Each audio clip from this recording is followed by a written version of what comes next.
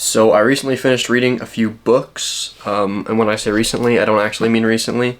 I finished Dr. Faustus by Christopher Marlowe, and Goethe's Faust about like a month ago, and I've been putting off making this video. I don't know, just been busy with life stuff, and so I wanted to talk about the books on the channel. Obviously, I went to the trouble to read them, might as well make a video, but I was putting it off for a while, so excuse me if I'm a bit rusty on them. And then I also finished reading Sir Gawain and the Green Knight.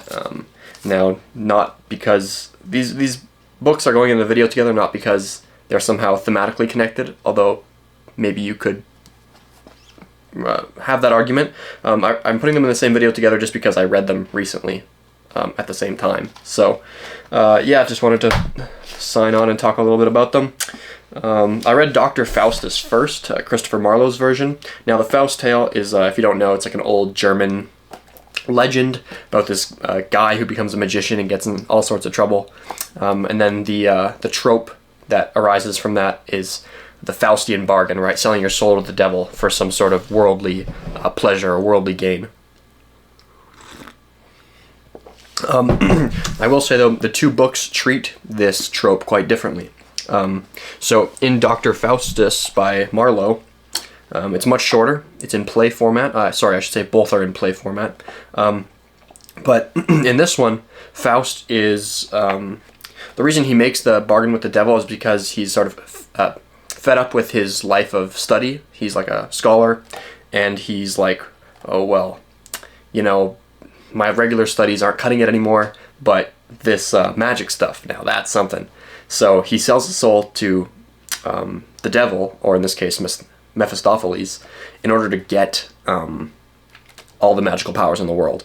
Then he kind of just goes around Germany getting all sorts of trouble and making a name for himself, right? You know, gets very rich and famous, and at the end, his time is up.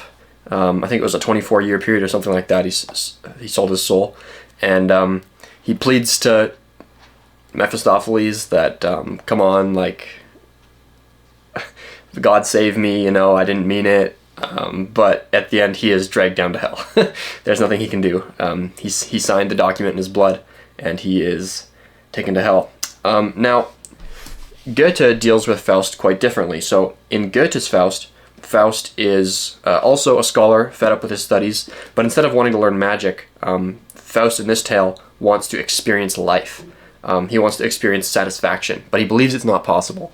So I'll read a little excerpt here where he's talking to Mephistopheles about the bargain. And I should also point out the fact that Dr. Faustus in Marlowe's version does seem a little more at fault or responsible for his stake. First of all, because he summons Mephistopheles, and Mephistopheles has something funny. It's like, Faust was like, oh, you came because I bid you, this magic stuff is easy. And Mephistopheles is like, no, I just came because I heard you slandering God's name, and usually that means that I can take your soul to hell. So, yeah, kind of a BTFO to all the New Age people who think they can control demonic spirits with a few spells. It's not really how it works. So anyways, whereas Faust in Goethe, he does not summon Satan or try to conjure anything. He just sees like this black dog that follows him home, and that black dog turns into Mephistopheles. So he's a little bit less responsible for the whole situation. So here is the few lines of Faust talking to Mephistopheles about the deal, the Faustian bargain. And this translation that I have of Goethe's Faust, Goethe, of course, German, wrote Faust in German. This is a translation, I forget who it's by. Anyways, it's the Wordsworth Classics, so can't be too bad. It's all in a rhymed verse, so it's kind of fun to read. So this is Faust speaking. If I should ever choose a life of sloth or leisure, then let that moment be my end.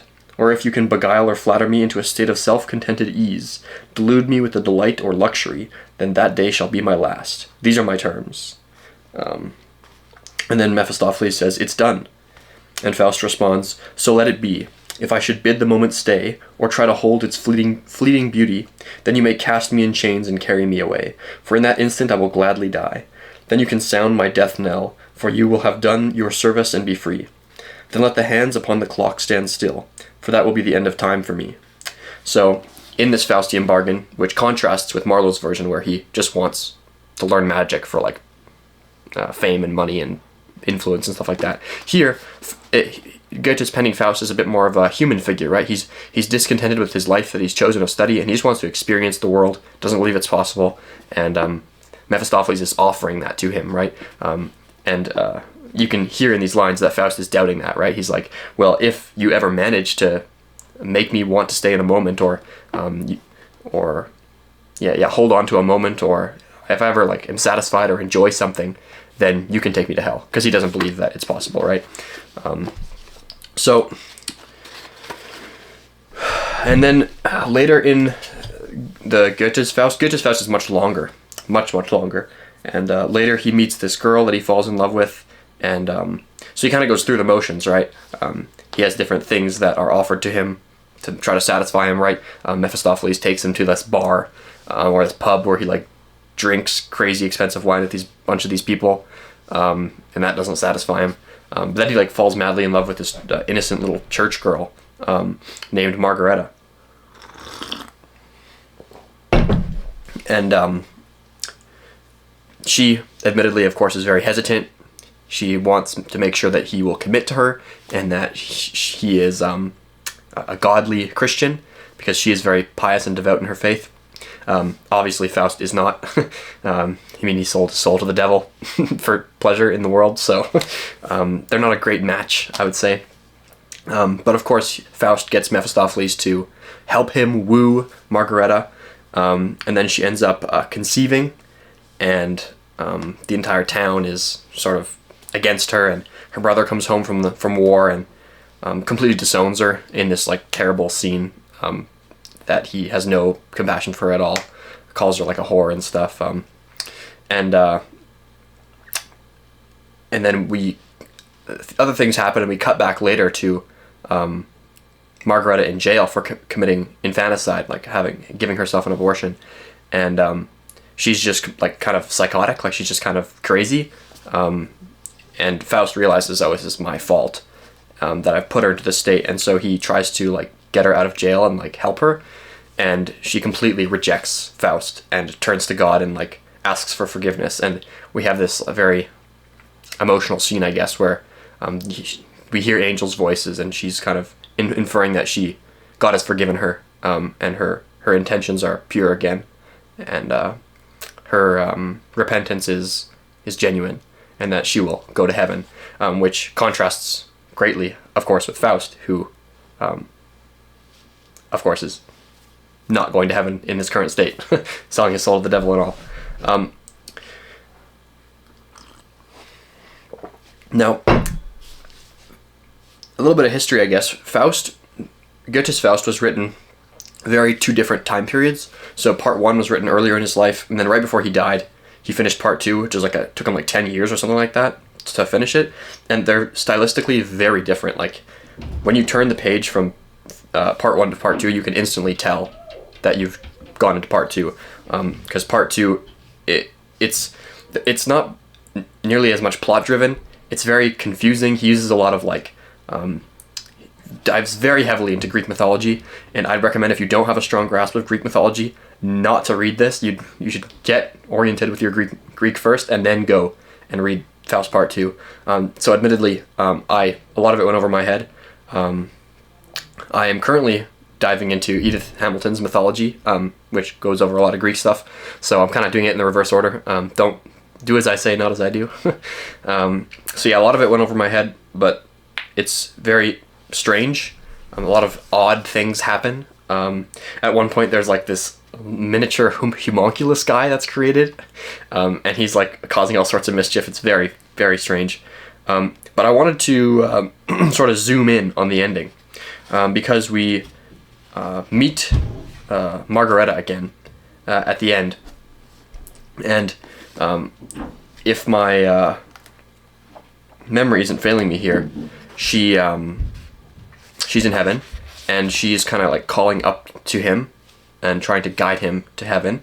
And of course, in Marlowe's version, Faust calls out to God and is not forgiven. He signed the document in his blood, and he's damned, right?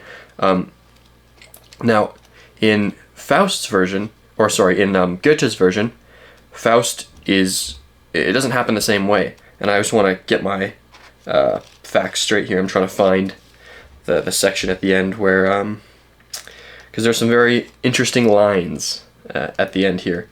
So, right before Faust dies, we cut to a scene where he is standing in this like valley, I suppose, and he's cultivated the entire thing, and he's sort of made like this big farm, and like he's allowed this town and these people to exist, and he kind of like cares for them, and he's kind of like their king almost, and he is desperately trying to make other people's lives better near the end of his life. So this is like painting him in a new light, right? He's not like chasing after girls or like drinking, getting drunk at a bar with these other dudes. He's like trying to help other people.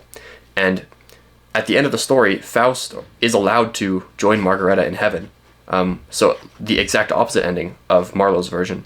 And the reasoning that Goethe gives at the end of the book is because he was allowed to, even though he had signed his soul away to the devil, his heart before he died was pure, because it was focused on helping and bettering the lives of others. And that was the reason he was allowed to be saved.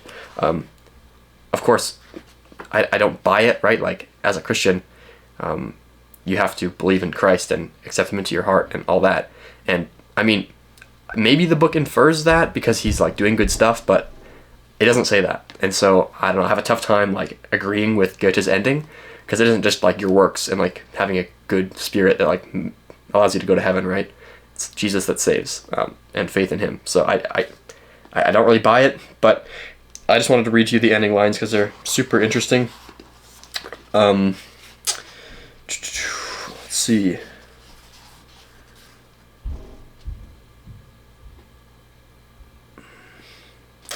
No, okay. I can't find the line that talks about why he's saved. It's in here somewhere, but I just wanted to read the last stanza, which is being sung by Chorus Mysticus, and it was very cryptic, and I don't really know what to think of it, and I haven't really looked it up, so of course there's an interpretation out there that I'm not really aware of, but it says this: "All that is mutable is but reflected.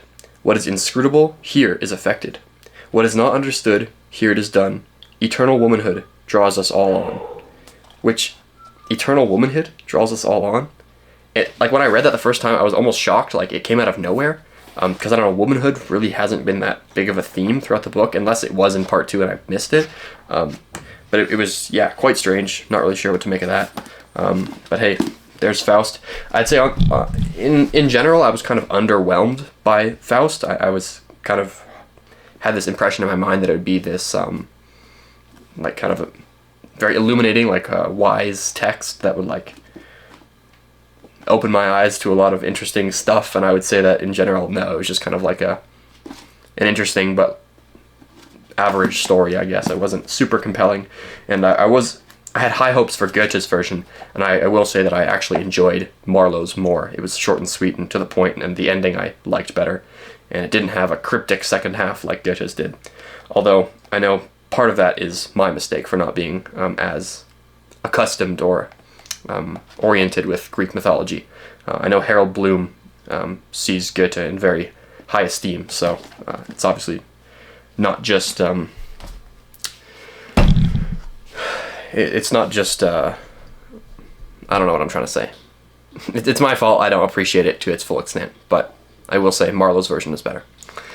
Now moving on, Sir Gawain and the Green Knight. Recently read this, pretty short. Now this is the Wordsworth version. I don't know who translated this. Of course, it's a 14th century anonymous poem written by in older Middle English. I don't know.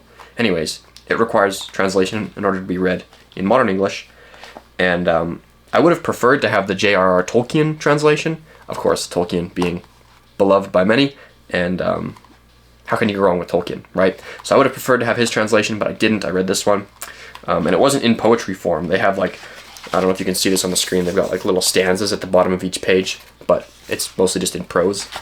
So it was good. I mean, the plot is certainly unique. So for those of you who aren't familiar, I'm going to give it a little spoilers. There's a guy named Gawain. He lives in a castle in somewhere in Europe. And one day at Christmas, this green giant knight, he's just completely green, and he shows up and he's like, oh, who wants a challenge? The challenge is that you deal me one blow, 1 year later I deal you the same blow. And the king, everyone's kind of scared of this giant knight because he's huge and strong and has his giant axe. So the king kind of reluctantly takes on his challenge. And Gawain steps in and Gawain's one of the knights in the castle, and he's like, hey, hold on, I'm kind of more fit to do this than you, because it's such a lowly task that, it's more befitting to me. You as a king have better things to do. You're more dignified than that, right?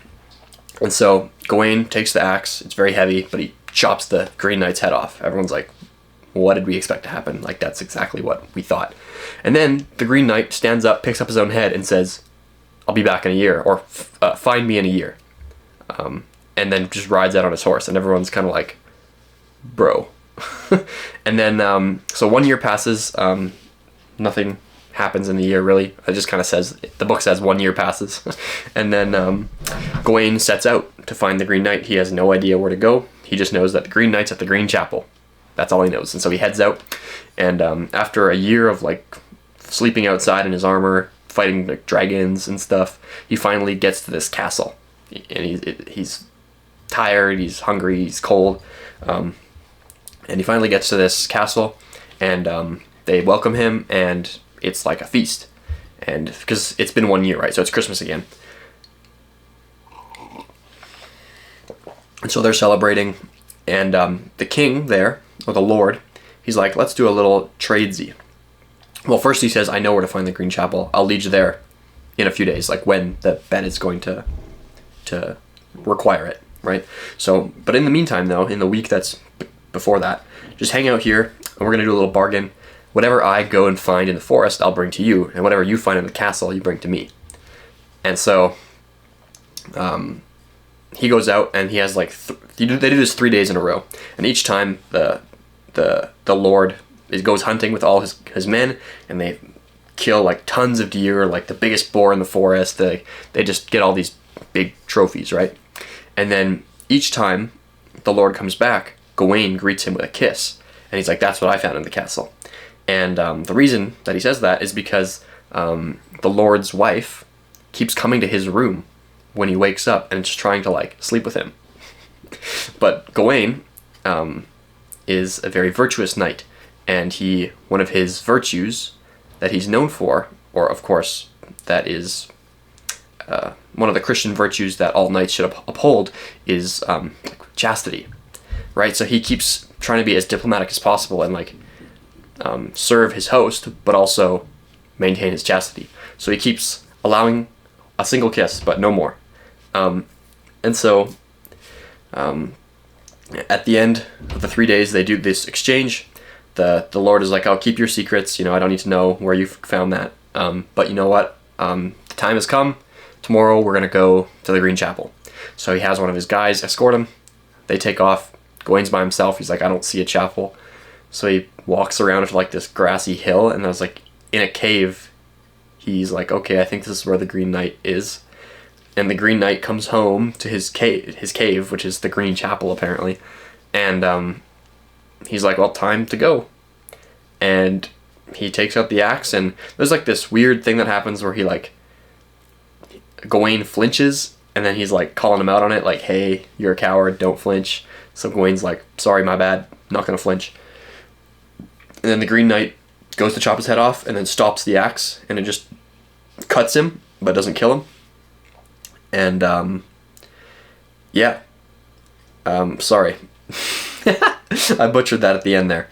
Before he leaves to go to the Green Chapel, the Lord reveals that he actually asked his wife to try to sleep with Gawain in order to test his virtues. and the fact that he entertained her and like allowed the kisses makes him very ashamed that he's sort of failed in his virtue, and so he takes a gift from the lady, which is like a sash or something, and he ties it around his armor as a reminder of his slip up. And so he has done 2 things so far, or 3 things, I guess. He has spent the year fighting dragons and everything else to try to find the Green Chapel, so he's gone through that hardship. He's gone through the hardship of trying to be diplomatic and serve his host, but also not give up his chastity, so he's navigated that.